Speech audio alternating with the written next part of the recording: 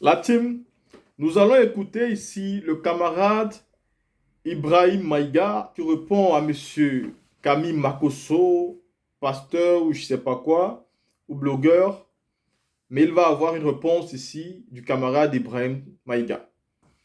Makosso nous a pondu des vidéos dernièrement pour dire que la Côte d'Ivoire serait en train de risquer une tentative de coup d'État parce que monsieur Soro Guillaume avait été accueilli au Niger, au Burkina et peut-être prochainement au Mali. Et que lui, il trouvait que cela était clairement une tentative de coup d'État contre la Côte d'Ivoire. Mais ici, M. Makosso n'a pas énuméré d'abord tous les faits qui se sont passés avant que M. Guillaume Soro ne soit accueilli, bien évidemment, dans ces pays-là. M. Makosso n'a pas essayé de rappeler que l'ex-premier ministre malien avait trouvé refuge en Côte d'Ivoire et qu'un audio a circulé où il était en train de parler avec M. Alassane Ouattara qui manquait clairement le respect aux autorités maliennes. Monsieur Makosso n'a pas dit qu'il y a beaucoup de personnalités politiques de ces pays où il y a eu des coups d'État qui trouvent toujours refuge en Côte d'Ivoire et qui, monsieur Alassane Ouattara, non seulement il les donne son asile politique, mais aussi les laisse dénigrer les autorités, divulguer des informations et souvent même promettre des déstabilisations dans ces pays-là en mondovision sans que rien ne les arrive. Makosso, pour lui, tout ce que Alassane Ouattara fait est bien. Mais tout ce que les autres font contre M. Ouattara n'est pas bien. Mais est-ce que Ouattara aujourd'hui peut dire à quelqu'un que Guillaume Soro est le pire être humain sur la terre? Quand on sait que lui, Ouattara, a dit que c'était son fils et que plusieurs fois, il a appelé son fils. Quand on sait qu'ils ont mangé ensemble, qu'ils se sont baladés ensemble, qu'ils se sont promenés ensemble, est-ce que M. Ouattara peut dire aujourd'hui, ayez peur de Guillaume Soro, sans toutefois dire, ayez peur de moi-même Ouattara? Parce que si ton fils est un diable, il faut avouer que le papa est 4 fois encore plus diable. Aujourd'hui, M. Ouattara ne peut pas attendre des autorités nigériennes, maliennes et burkinabées, c'est-à-dire des caresses dans le sens du poil. Parce que lui-même n'a pas caressé ces États-là. C'est quelqu'un qui est allé jusqu'à dire des trucs de manière claire à Mondovision qu'il voulait envoyer un bataillon militaire, aller déstabiliser un pays tout en riant. C'est quelqu'un qui a nargué le peuple burkinabé et malien en disant voilà, depuis fort longtemps, ils ont des problèmes, hein, parce que la CEDEAO vient de couper, vient de les mettre sur embargo. Les citoyens souffrent, ce n'est pas la faute des Ivoiriens, c'est la faute des dirigeants. Monsieur Ouattara s'est moqué à plusieurs reprises de ce qui se passait contre les populations. Au Niger, il a clairement pris position pour Bazoum et pas pour son peuple. Et donc, M. Makosso, quand même, en voulant tous les jours défendre ce président Ouattara, doit se rendre compte que nous sommes une génération qui ne pouvons plus accepter ce genre de comportement et que lui-même, Makosso, il payera cher pour le comportement qu'il a aujourd'hui. Arrêtez de défendre des personnes pour vos intérêts personnels. Parce que ces gens vont tomber tôt ou tard. Et ce qui peut vous arriver peut encore être plus catastrophique que ce qui vous arrive aujourd'hui. Vous pouvez fermer vos bouches que de les ouvrir pour vous mettre dans des problèmes futurs. La team, ceci étant dit, écoutons ensemble le camarade Ibrahim Maïga. Quelqu'un m'a envoyé une vidéo de Camille Makosso dans laquelle il s'adressait aux Ivoiriens, présentant les choses d'une façon fallacieuse, en essayant de nuancer pour égarer volontairement le genre. D'entrée de jeu, je vais préciser quelque chose. La paix, là, elle n'a pas de prix. Et nous avons tous intérêt à nous battre pour la paix. Mais un homme, quand tu lui arraches tout, jusqu'à sa dignité, il n'a plus rien à perdre. Vous voyez, on fait l'historique. D'abord, les relations entre la Côte d'Ivoire et le Mali. Vous avez écouté l'audio de l'échange téléphonique entre Alassane Ouattara et Boubou Cissé, l'ex-premier ministre malien.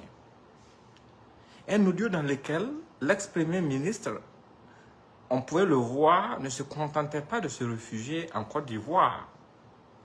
Non, au contraire, il priait pour le chaos au Mali. Il priait pour que les fonctionnaires ne puissent plus être payés.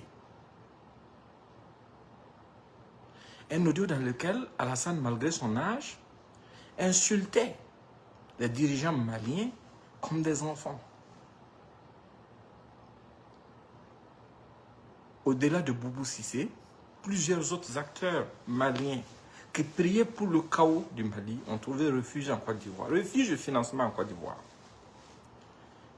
Ça, on vient au Burkina. Depuis que le président Traoré est arrivé jusqu'à aujourd'hui, nous voulons que ceux qui essaient de dire que c'est la transition qui s'en prend au président Ouattara, de nous montrer un seul activiste, blogueur ou quelqu'un qui travaille pour déstabiliser la Côte d'Ivoire qui le fait depuis le Burkina. Il n'y en a pas. Par contre, en Côte d'Ivoire, dès les premiers mois, ils ont reçu des gens comme, comment il s'appelle, Naïm Touré, qui depuis la Côte d'Ivoire célèbre la mort de nos soldats lors de l'attaque de Déou. Et depuis la Côte d'Ivoire, fait une publication pour dire qu'on n'a encore rien vu, d'attendre dans les prochaines heures. Et les heures suivantes, on a perdu des gens vers Oursi. Dans une Côte d'Ivoire où Alassane fait extrader des blogueurs et activistes juste parce qu'ils ont dit quelque chose qui le dérange ou qui ne le plaît pas. Dans cette même Côte d'Ivoire, quelqu'un qui dit ouvertement que les terroristes vont tuer des FDS burkinabés dans les heures à venir. Et les terroristes le font effectivement à refuge et protection. Qu'est-ce que le Burkina a dit ou fait rien? Au-delà de ça, l'ancien directeur général adjoint de l'Agence nationale du renseignement du Burkina et son DAF, qu'ils étaient empêtrés dans le complot de septembre, ont fui avec des données sensibles de la lutte contre le terrorisme et sont allés trouver refuge en Côte d'Ivoire. Et certaines de ces données se sont retrouvées sur le terrain sur des terroristes. Un pays frère peut faire ça. On passe là-bas, on arrive au niveau du Niger. Depuis que la crise a commencé au Niger, Alassane a pris plus position pour Bazoum plutôt que pour le peuple nigérien, en poussant pour des sanctions inhumaines et en essayant de les justifier, et en promettant l'enfer aux Nigériens, en prenant l'engagement publiquement d'envoyer un bataillon au Niger pour installer Bazoum.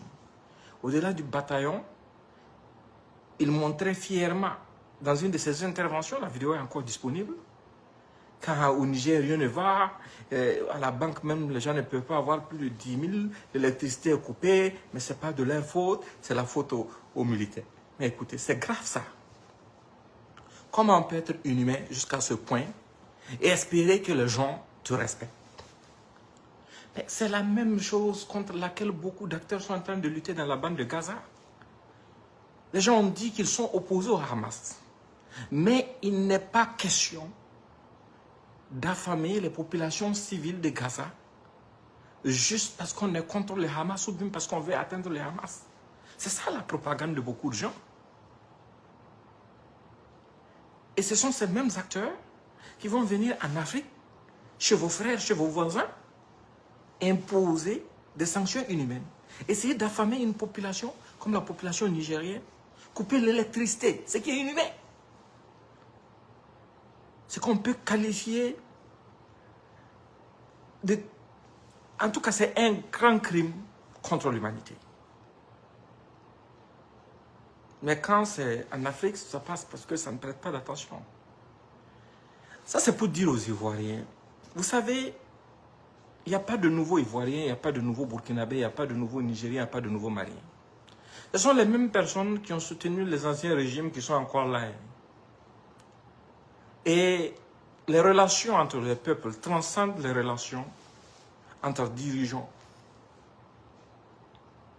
Parce que nos peuples sont intimement liés. Alassane même est le fruit de cette relation, de cette proximité entre la Côte d'Ivoire et le Burkina. Puisque lui-même, il est né au Burkina. Il est allé aux États-Unis étudier avec une bourse burkinabé. C'est aujourd'hui les mêmes acteurs qui essaient d'insinuer que quoi? Le Burkina, le Niger, le Mali, aujourd'hui, sont victimes de la manipulation. orchestré par des gens comme Alassane qui ont mal interprété les choses et qui donnent une mauvaise lecture de la situation à d'autres acteurs. Et ces acteurs, à cause de la russophobie en eux, écoutent attentivement toutes ces choses et se laissent berner et laissent le terrain libre à toutes les possibilités. Parce qu'aujourd'hui, dans ces pays-là, les gens sont en train de mener une guerre, une lutte de survie. Actuellement, ce n'est pas une lutte de pouvoir ou de domination. Non, non, non, non. Des gens qui vont venir insinuer publiquement pour dire non, vous savez, les Burkinabés, les Nigériens, les Maliens là, sont jaloux de notre mère. Mais écoutez, quelle mère? Il y a des Ivoiriens qui ont laissé leur mère là-bas pour aller vivre en Suisse. Il n'y a pas de mère en Suisse. Comment des gens peuvent insinuer ça? Comment des gens peuvent cultiver les graines de la haine de cette façon et rester impunis juste parce qu'ils sont des supporters de Alassane Dramane Ouattara? Les relations entre nos peuples sont plus vieilles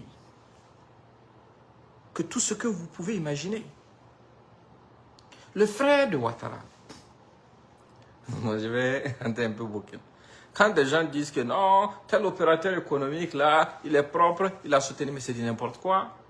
On est en guerre, il faut faire attention parce que même le directeur général adjoint des services de renseignement du Burkina a été capable de trahir le peuple et de voler des données sensibles de la lutte contre le terrorisme et se retrouver ailleurs.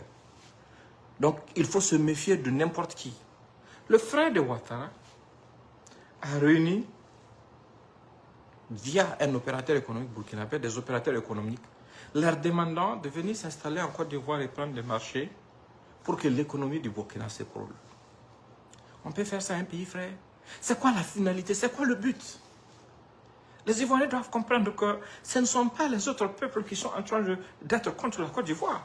Non, c'est la mauvaise politique ivoirienne qui est en train de monter tous les autres contre le régime ivoirien, pas contre le peuple ivoirien. Vous ne pouvez pas passer le temps à recevoir tous ceux qui veulent déstabiliser nos pays.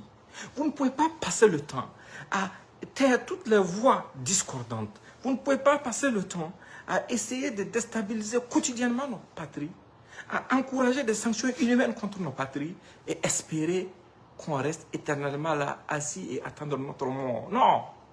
Nous sommes des êtres humains.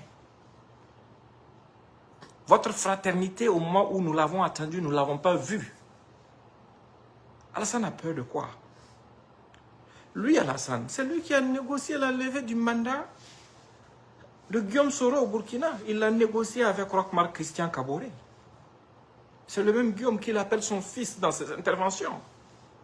Aujourd'hui, il veut nous faire croire que Guillaume est un monstre. D'accord, si Guillaume est un monstre, qu'on doit avoir peur de lui, c'est qu'on doit avoir plus peur de Ouattara qui dit que c'est son fils. Entre le fils du monstre et le papa monstre, on doit avoir peur de qui?